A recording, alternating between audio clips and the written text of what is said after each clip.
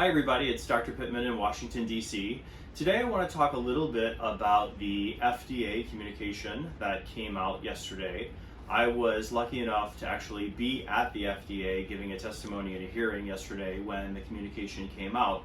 But I wanted to really talk a little bit about what the communication means, what the FDA actually is trying to accomplish by this communication, and allay some of the fears of patients out there. We've been getting a lot of calls today for women who have breast implants and obviously are concerned about that.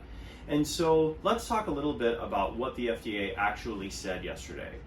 The biggest issue was the FDA gave draft language about a black box warning. So a black box warning is basically similar to the little black box on a carton of cigarettes. The black box warning is the FDA's way of making sure that all physicians and all patients absolutely know information on a product. It doesn't mean that a product is life-threatening. It doesn't mean that a product is necessarily dangerous. It just means that the FDA wants to make sure that everyone knows the information.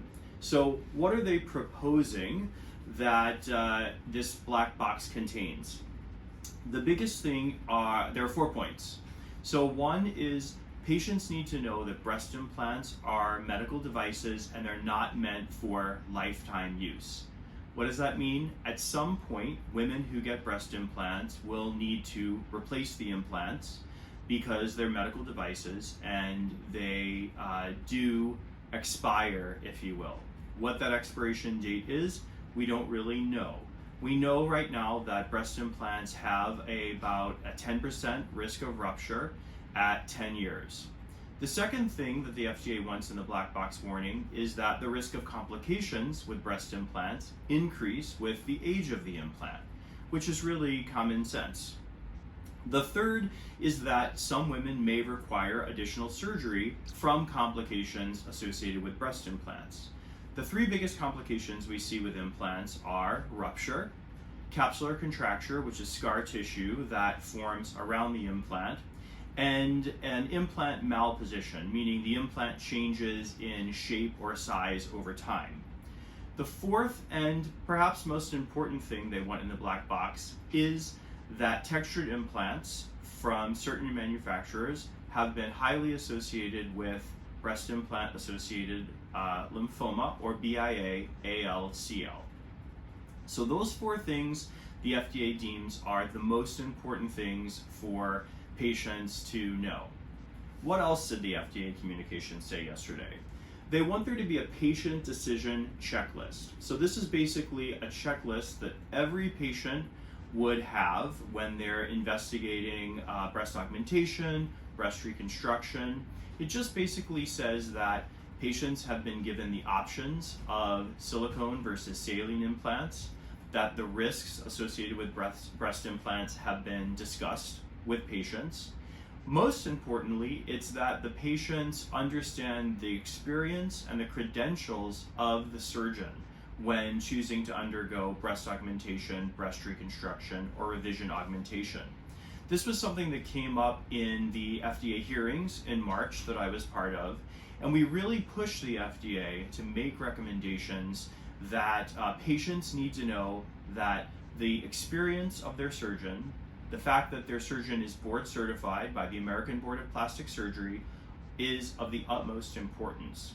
We really want patient safety measures to be carried out, and we know that board certified plastic surgeons are the most appropriate to make sure that patients are being treated appropriately.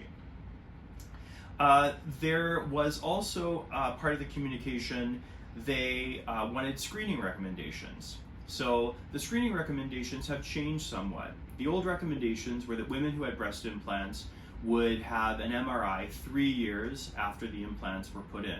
We realized that this was overkill. Insurance companies oftentimes would not pay for the MRI, and so the FDA agreed that women would be screened for breast implant rupture using breast MRI at 5 years, and then every 3 to 5 years after that.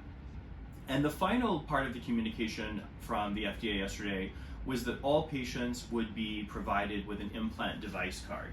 And I'll show you here, every patient that we have is provided with this implant device card. It actually shows the manufacturer, the type and size of implant that the patient has, as well as the serial number associated with the implant.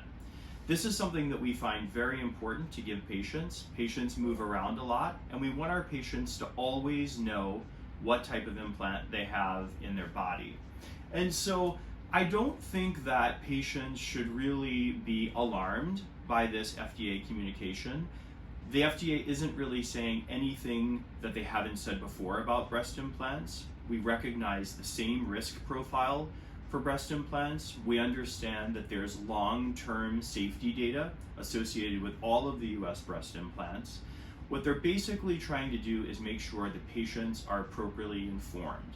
And I can tell you that amongst my colleagues who are all board certified plastic surgeons, we agree that these measures are for the better for patients. These are all things that we have been doing for our patients all along. We want to make sure this is a more standardized process. For those of you that have other questions about the safety of breast implants, or specifically BIA-ALCL, in my bio on Instagram, I am going to post a link to the ALCL page on my website. And within that link, you can actually find the publication that we published last spring on the long-term safety of breast implants. I also welcome your comments to this video, and I will try and answer as many questions as I possibly can. Thanks a lot.